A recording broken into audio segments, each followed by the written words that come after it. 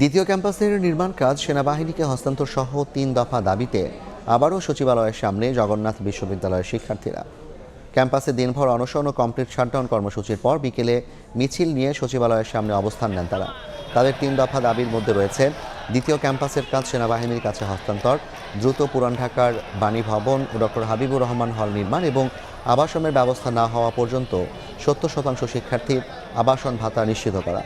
শিক্ষার্থীরা বলছেন, দাবি পূরণে বারবার আশ্বাস দেওয়া হলেও কার্যকর উদ্যোগ নেয়নি কর্তৃপক্ষ। কর্মসূচিতে সংহতি জানিয়েছেন অনেক শিক্ষকও।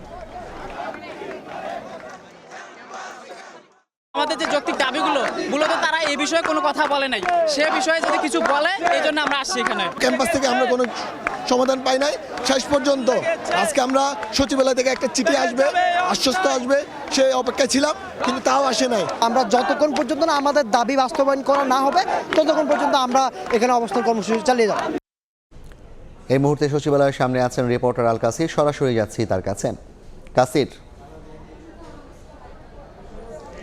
সুনির্দিষ্ট 3টি দাবির প্রেক্ষিতে জগন্নাথ বিশ্ববিদ্যালয়ের ছাত্ররা আজকে বিকেল 5টার কিছুক্ষণ আগে যে সচিবালয় ঘেরাও করেছিল, তাদের 3টি দাবির থেকে 2টি দাবি মেনে নিয়েছে এবং এই 2টি দাবি মানার প্রেক্ষিতে তারা আজকের মতো এখান থেকে কর্মসূচি প্রত্যাহার করছে বা অনশন কর্মসূচি প্রত্যাহার করছে বলে আমরা খবর পেয়েছি।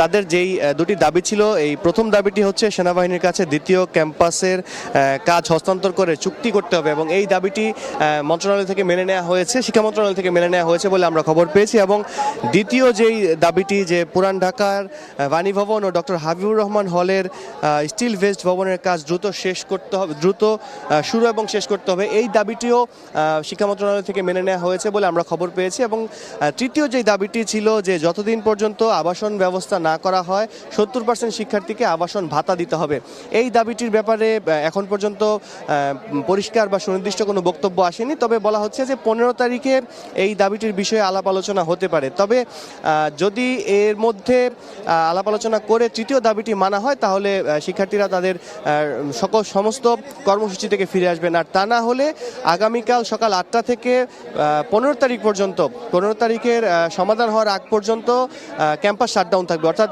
জগন্নাথ বিশ্ববিদ্যালয় বন্ধ থাকবে বলে আমাদেরকে জানিয়েছেন যারা আন্দোলন করছেন তাদের প্রতিনিধিরা। আমি যদি আপনাদেরকে একটু যোগ করে বলি যে আজকে সকাল থেকেই জগন্নাথ বিশ্ববিদ্যালয়ের সামনে আন্দোলন চলছিল, তারপর তারা বিকেল 4:45 দিকে তারা সচিবালয়ে চলে আসে এবং সচিবালয়ে আসার মুখে পুলিশ কিন্তু তাদেরকে বাধা দিয়েছিল এবং সেই বাধা উপেক্ষা করে সচিবালয়ের সামনে চলে আসে এবং সচিবালয়ের গেটে অবস্থান নেয়। তারা যে দাবিটি জানিয়েছিল যে ইউজিসি, বিশ্ববিদ্যালয় মঞ্জুরি কমিশন এবং শিক্ষা মন্ত্রণালয় থেকে যদি কোনো প্রতিনিধি বা তাদের সঙ্গে কথাবার্তা না বলে, তাহলে তারা এখানে আমরণ অনশন করবেন। তবে আমরা সবশেষ যে খবরটি পেয়েছি, যে এখন থেকে প্রায় 10 মিনিট আগে যে খবরটি পেয়েছি, সেটি হচ্ছে শিক্ষা মন্ত্রণালয় থেকে তাদের 2টি দাবি মেনে নেওয়া হয়েছে এবং সেই 2টি দাবি মেনে নেওয়ার কারণে আজকের মতো এখান থেকে কর্মসূচি প্রত্যাহার করা হয়েছে। তবে আগামীকাল সকাল 8টা থেকে 15 তারিখ পর্যন্ত জগন্নাথ বিশ্ববিদ্যালয় শাটডাউন থাকবে। এই ছিল সচিবালয়ের সামনে থেকে আমার কাছে সবশেষ। সরাসরি যুক্ত ছিলাম সচিবালয়ের সামনে থেকে।